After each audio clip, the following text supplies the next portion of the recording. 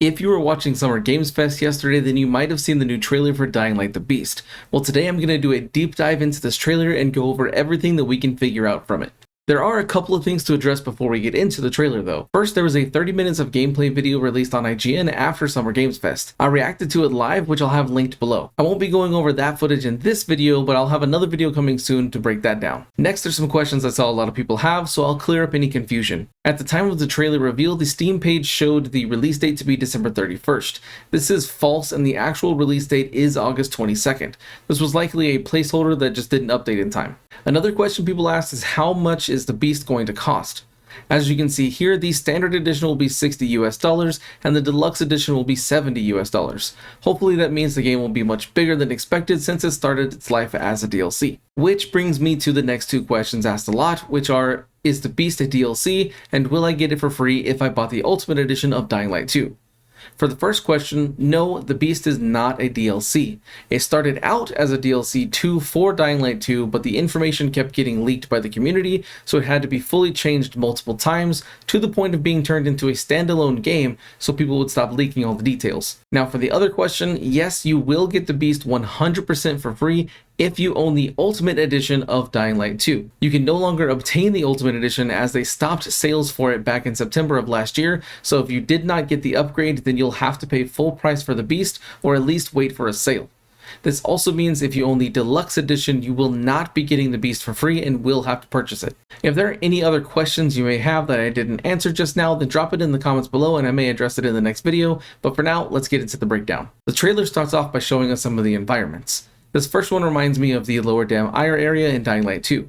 You can see the city in the background, which kind of sets the scale a little bit. I don't think there's a paraglider in the Beast, but I do know that there will be a grappling hook. If this is all one map and not split into two like Dying Light 2 was, then there's going to be a lot of ground to cover, so something like the grappling hook would help out a lot. You can see that there are different levels to the city, so traversal will have some verticality, but not as much as Dying Light 2 since there are no skyscrapers. Then we get the shot of the Castor Wood sign and what is likely the separation between the city and the forest. So far, I like the look of these areas. The lighting seems to be much better than Dying Light 2, and things look a bit more detailed. Next, we see someone being wheeled into an operating room and the Baron standing over the camera. This is most likely Kyle Crane during one of the experiments that the Baron was doing on him. The scene then changes to the Baron standing at the end of a long table, which reminds me of the beginning of Far Cry 4.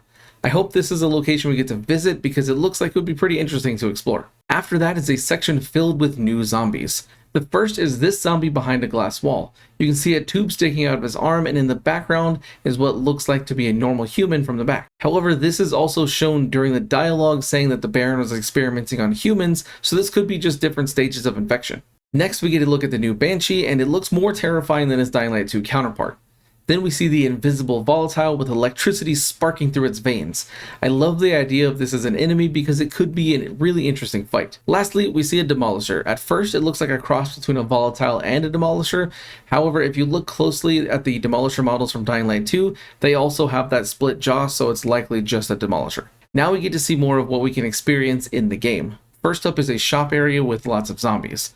I hope this is a sign of things to come with this many zombies in small areas.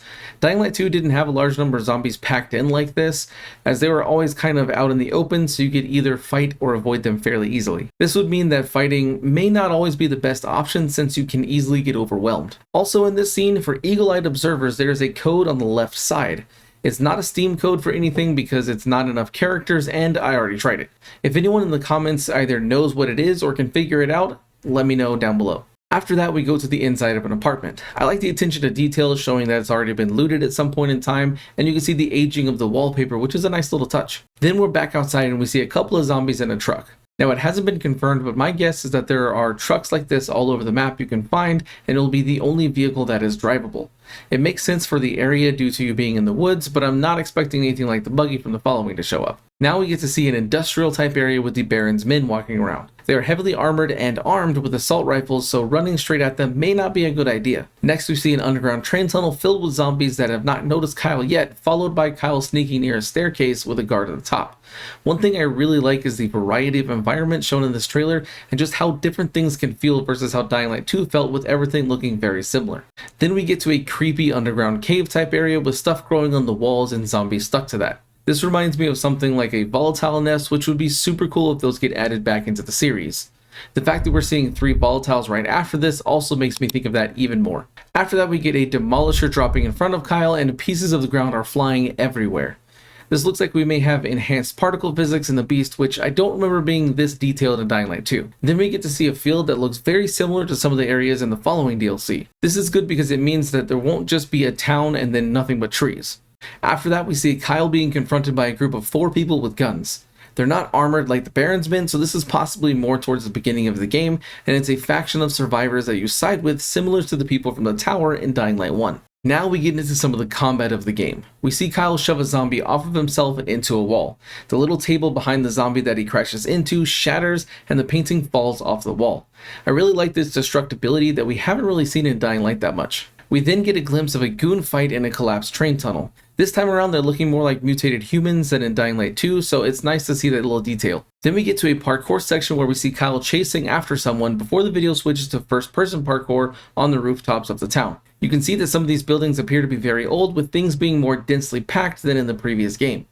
At the end of this section, we see Kyle falling from very high up and onto a roof. This shows that there's going to be a lot of varying levels throughout the city, so not everything is going to be basically the same height like Old Villador was in Dying Light 2. Now we finally get to see some driving. This first section, you can see it looks like a cutscene and Kyle isn't wearing a shirt, so this likely takes place at the very beginning of the game during the escape from the Baron. One thing I noticed in this shot here is that the car shouldn't even really be working at all. The doors are open, the check engine light's on, the battery's going bad, there's low oil, the engine's at 0 RPMs, and his speed is 0. Hopefully Kyle is a really good mechanic as well. We get to see some third-person driving, which I am excited for, but then it changes to a first-person view. This will be able to be changed for whichever is your preference, so I'm happy about not being forced into a first-person driving experience. At least this car is working properly compared to the last one. While driving, zombies can jump on your car, so you'll have to find a way to shake them off or shoot them so they get out of your way. Next, we see Kyle use a zipline in the city, but if you look in the distance, you can see a tall tower that looks very similar to the VNC tower, and on the right, you can see a building that also looks very similar to the castle you can see in the background of Dying Light 2. However, these could be something else entirely, considering you don't see any of the other buildings that would be surrounding the VNC tower. Then we get to see a dropkick on a zombie that sends him through a closed gate, busting it open and leading to an area filled with fire. This goes back to the destructibility I mentioned earlier, which I absolutely love. Another new zombie shows up that has a massive jumping ability and something growing on its back. This reminds me of the Revenants from Dying Light 2, so this could be a variant or an early mutation of that enemy, which would be cool to see them roaming around rather than locked in special arenas. We then get another third-person shot of Kyle fighting a zombie, which points to the game having a third-person cutscenes rather than everything being in first-person.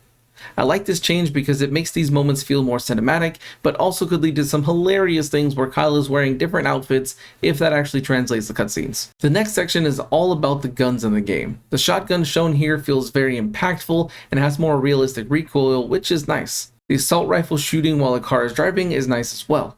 Based on the earlier shots of the vehicle, Kyle is in the passenger seat and someone else is driving, so there could be multiple sections of the game where you're trying to get to a destination and have to defend the car. I like this because it does more with the NPCs in the game than just being there to talk to and be in cutscenes. After that, we get to a shootout with the Baron's men and something makes a huge explosion. I hope these moments feel as great as they look because I remember a lot of the times in Dying Light 1 where the shootouts were just not very exciting. After the shootout happens, we get some flamethrower footage and it still looks absolutely amazing. I cannot wait to use that in the game. Then we see Kyle fighting a demolisher in what looks to be an arena of some kind. If you watched the IGN 30 minutes of gameplay on my stream yesterday, then this looks to be that same fight. Next is one of the coolest moments in the entire trailer. A goon is swinging its weapon down, Kyle catches it with his hands, takes it, and just demolishes the goon with its own weapon. This is then followed up by a Banshee getting grabbed by the foot and Kyle slamming the Banshee to the ground. And finally, Kyle goes into his Fury mode to fight a Demolisher. This is awesome and shows that Techland has really stepped up the fighting in the game much more than Dying Light 2. What was your favorite part of the new trailer for The Beast? Let me know in the comments below. Make sure to like and subscribe for more Dying Light The Beast and other content. Thanks for watching. See you next time.